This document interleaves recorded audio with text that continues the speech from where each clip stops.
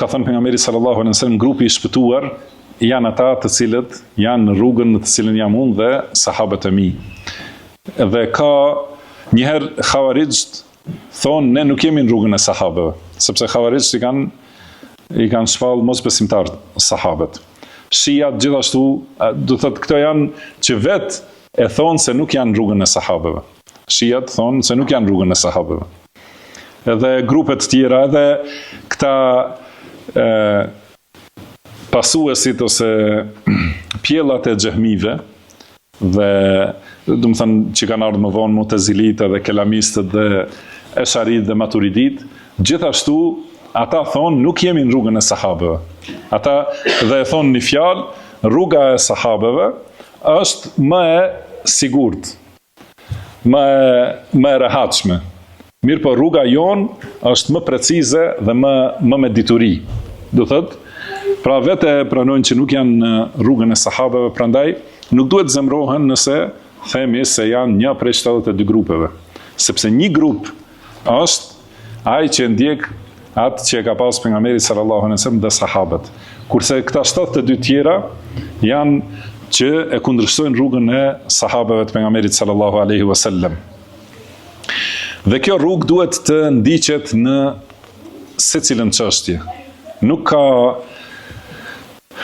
mundësi, do të thënë që njeriu të thotë jam në këtë temë në rrugën e sahabëve, kurse në këtë tjetrën jam në rrugën e Esharive, ose në këtë jam, do të thënë në akide, thonë është një fjalë e njohur e përhapur, që është batil, e pavërtet, do të thënë në akide është selefi, mirë po rrugën e menhexh, do të thënë është ikhwani, ose në menhexh është teblighi. Nuk ndodh ashtu, sepse Allahu subhanahu wa ta'ala ka thënë, ja eyyuhalladhina amanu udkhulu fi silmi kaffa. Do të thonë ajo që keni besuar, hyni në Islam plotësisht, pa përjashtime, pa do thotë përkufizime, po tërësisht njeriu duhet hynë në Islam dhe tërësisht ti nënshtrohet Allahu subhanahu wa ta'ala dhe fjalës Allahut, fjalës pejgamberit sallallahu alaihi wasallam dhe plotësisht ta ndjek rrugën e sahabëve. Atëherë atë që e kanë thënë sahabët, pra dhe që atë ka miratuar pejgamberi sallallahu alaihi wasallam, që do të thonë është me miratimin e shpalljes, atë ne e themi.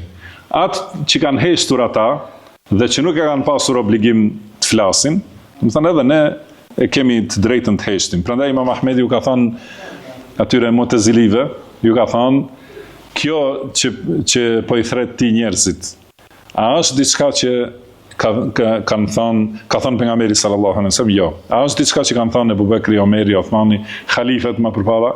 Ka thënë jo. Atëherë ka thënë, a nuk të mjafton ty ajo që u ka mjaftuar atyre? Me që ata s'kan folur, atëherë mos fol as ti. Gjithashtu edhe kaderit, pra edhe kaderit kanë thonë se do të thënë sahabët nuk e kanë folë këta ose nuk e kanë ditur këtë çështje dhe ne e dim. Do të thënë gjitha këta grupe që janë bazat e këtyre 72 grupeve, të gjithë kanë thonë se janë në kundërshtim me rrugën e sahabëve. Dhe vetëm një grup thotë, do të thënë pretendon dhe është ky pretendim i vërtet se ndjek rrugën e sahabëve dhe vetëm ky është grupi i shpëtuar.